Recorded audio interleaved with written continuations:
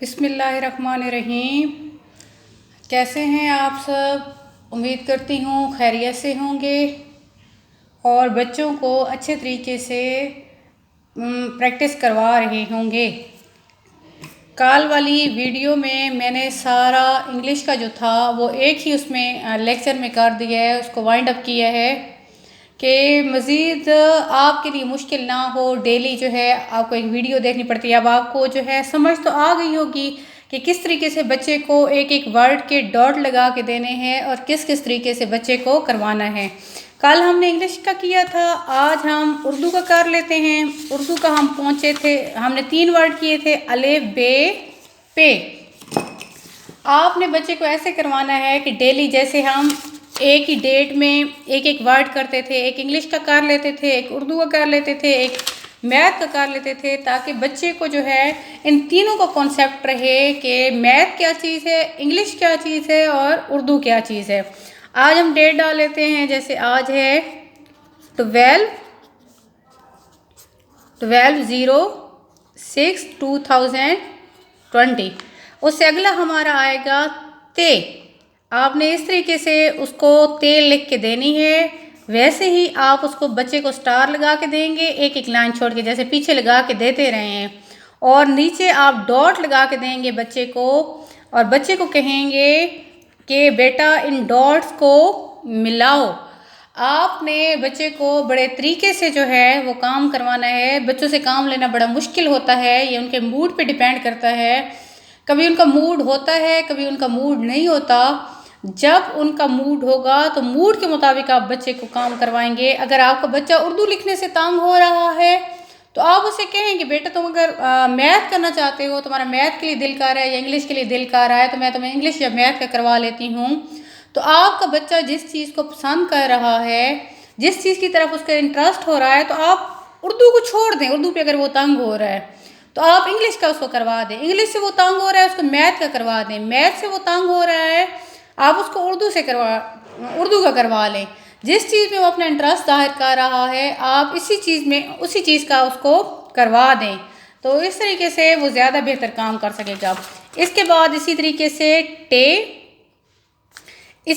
से एक दिन टे, एक दिन से, एक दिन जीम, एक दिन आपने फुल लगाना है चे पे, एक दिन हे पे, एक दिन खे पे, एक दिन दाल पे, एक दिन डाल पे, एक दिन जाल पे, एक दिन रे पे, एक दिन रे, जे, योई, सीन, शीन, स्वाद, ज़्वाद। जब आप ज़्वाद पे आएंगे, ज़्वाद पे आके आपने रुक जाना है। ज़्वाद पे आके बार बार आप पीछे मुड़ जाएं।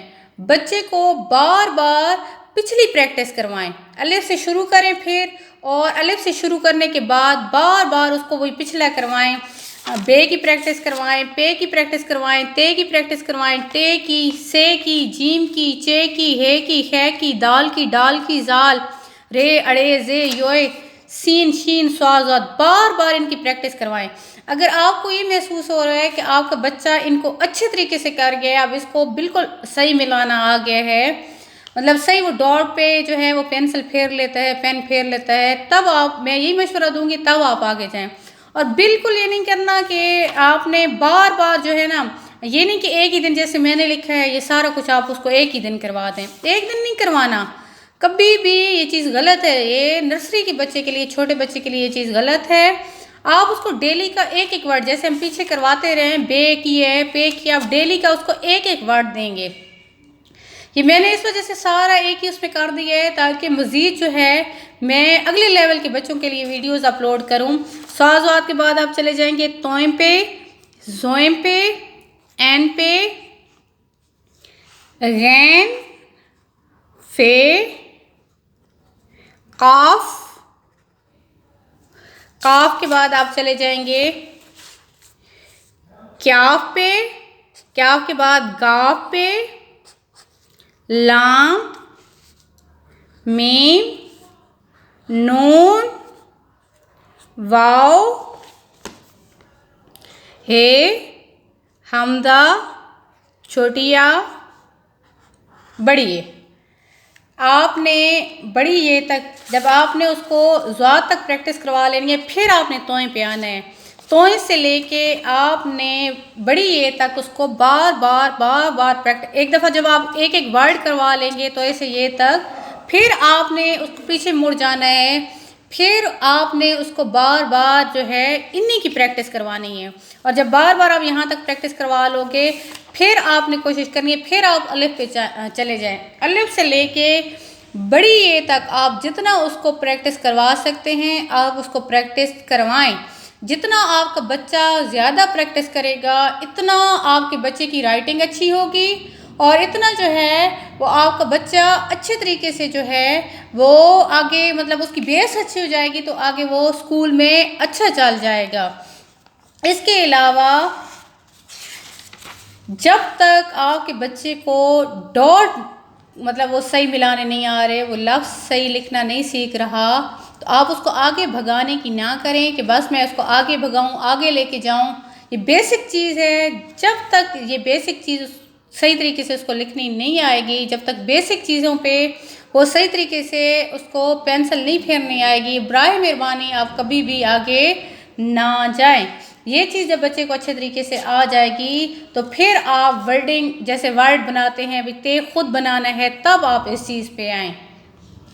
और जैसे ये मैंने लिख दिया है सारे का सारा, आप ऐसा लिखने की गलती कभी भी ना करें। हाँ, जब आपके बच्चे की बिल्कुल सही प्रैक्टिस हो जाए, फिर आपने इन पेजेस पे डेली आपने उसको 3 लाइनें डॉट लगा के लिख के देनी है, 4 लाइनें लिख के देनी है। बार बार आपने जो है ना उसको करवाना है ताकि उसका जो है वो हाथ जो है उसकी पेंसिल की गिरफ्त उस पर जो है मतलब हाथ की गिरफ्त पेंसिल पर अच्छे तरीके से जो है वो मजबूत हो जाए। और बेहतरीन मशवरा आपके लिए ये है कि जब आपका बच्चा टे की प्रैक्टिस कर रहा है, अगर उसका मूड है पढ़ने का, तो आप मज़ीद उसको पीछे से प्रैक्टिस करवा दें। अलिफ की करवा दें, बे की करवा दें, पे की करवा दें, ते या टे से की करवा दें, जिसकी भी आप करवा दें। ये बच्चे की मूड पे डिपेंड करता है।